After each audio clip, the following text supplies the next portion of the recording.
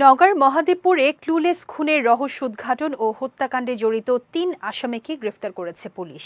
দুপুরে নিজ কার্যালয়ে আয়োজিত এক প্রেস ব্রিফিংয়ে এই তথ্য জানান জেলা পুলিশ সুপার শাফিউল সারওয়ার। তিনি বলেন, গত ১৫ ডিসেম্বর রাতে জাহিদুল ইসলামকে হত্যার পর মরদেহ ফেলে রেখে যায় দুর্বৃত্তরা। এ ঘটনায় নিহতের স্ত্রী বাদী হয়ে মামলা দায়ের করেন। মামলার পরই নওগাঁ জেলা পুলিশের পক্ষ থেকে একটি বিশেষ টিম গঠন করা হয়।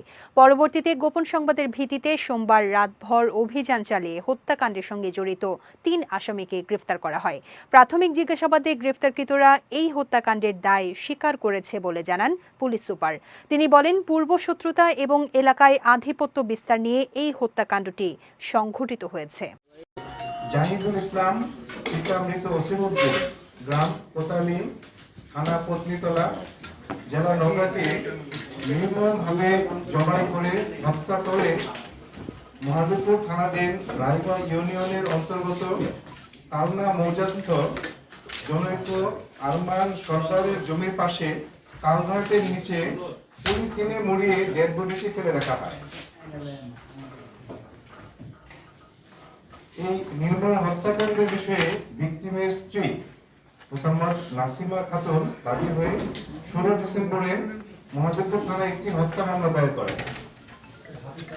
মামলা রুজুর পর থেকেই তদন্তকারী কর্মকর্তা এই নির্মম হত্যাকাণ্ডের রহস্য উদ্ঘাটনের জন্য আপ্রাণ চেষ্টা করে যাচ্ছিল, কিন্তু কোনো ক্লু না থাকার কারণে তদন্তকারী কর্মকর্তা আসলে কোনো ক্লু কিনারা করতে পারছিল না। পরবর্তীতে আমাদের জেলার একজন চৌকস কর্মকর্তা জয়ব্রত পাল, মহাদেবপুর সার্কেলে যিনি কর্মরত আছেন, তার নেতৃত্বে একটি টিম গঠন করা হয় এই হত্যা রহস্যটি উদ্ঘাটনের জন্য।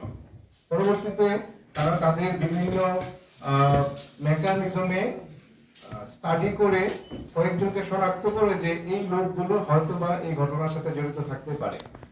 পরবর্তীতে আমরা কনফার্ম হই যে তারাই এই ঘটনাটি ঘটিয়েছে।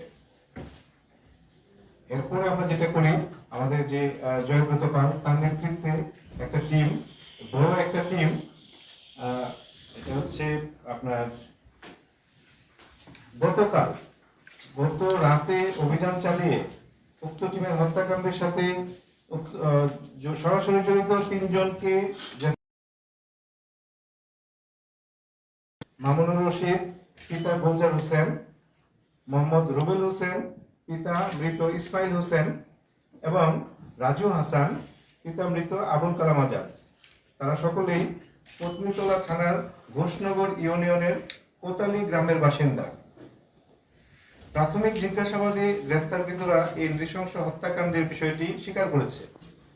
তাদের সাথে কথা বলে আমি যেটা জানতে পেরেছি, ডিসিজড জাহিদুল ইসলাম এলাকায় বিভিন্ন রকম অত্যাচার, নির্যাতন, নিপীড়ন চালাত এবং এতে গ্রামবাসী অতিষ্ঠ ছিল। এই যারা আসামি তারাও অতিষ্ঠ ছিল। আসলে ওই তাদের প্রচন্ড ক্ষোভের বহিঃপ্রকাশ হিসেবে তাকে হত্যা করে বলে তারা আমাদেরকে জানিয়েছে। আসল ঘটনাটা আসলে তদন্ত সাপেক্ষে পরবর্তীতে জানা যাবে। তদন্ত চলমান আছে, তদন্তের মাধ্যমে আমরা তার সুনির্দিষ্ট কারণ উদ্ঘাটন করে আমরা আইনগত ব্যবস্থা গ্রহণ করব। মারা হয় পত্নীতলা থেকে একটি অটো চার্জার ভ্যানে করে মহাদেবপুর এনে যে জায়গার কথা বললাম ওখানে কালভার্টের নিচে ফেলে দেওয়া হয়। উল্লেখ্য, এই তাকে জাহিদকে মারার পরে মৃত বডিটিকে আবার জবাই করা হয়। খুবই নৃশংস ঘটনা। তবে এখানে একটা মেসেজ আছে, যেটা হচ্ছে যে কতটা ক্ষোভ থাকলে একজনের প্রতি মৃত দেহটাকে আবার জবাই করার মতো পাষণ্ড কার্যক্রম করতে পারে একজন মানুষ, তার ক্ষোভের গভীরতা কত, এটা এখানে একটু বিবেচ্য। তার মানে হচ্ছে ওখানে সত্যিকার অর্থেই হয়তো আতঙ্ক হিসেবে সে ওখানে ছিল, যেটা গ্রামবাসী হজম করতে পারে নাই। এই লোকগুলো তাকে হত্যাকাণ্ডে সম্পৃক্ত হয়েছে। চরম অপরাধ, কাউকে হত্যা করার সুযোগ নাই। তারা যেটা করতে পারতো আইনের আশ্রয় নিতে পারতো, তার বিরুদ্ধে আইনগত ব্যবস্থা নিতে পারতো। এটা না করে আসলে তারা যেটা করেছে এটা চরম অপরাধ এবং তার শাস্তি তো তাদেরকে ভোগ করতেই হচ্ছে। উদ্ধার করা, তাকে দাফন কাফন করা, সামগ্রিক কার্যক্রমে এই টোটাল টিমটা জড়িত ছিল, তার সামনেই ছিল। আরেকটা, সে একটা মোটরসাইকেলে করে যাচ্ছিল যখন তাকে হত্যা করা হয়। মোটরসাইকেলটিও একটু দূরবর্তী স্থানে নিয়ে পুড়িয়ে দেওয়া হয়, যেন এটা কোনোভাবে শনাক্ত না করা যায়। হত্যাকাণ্ডে জড়িত অন্যান্য আসামিদের গ্রেফতারের লক্ষ্যে আমাদের অভিযান অব্যাহত রয়েছে।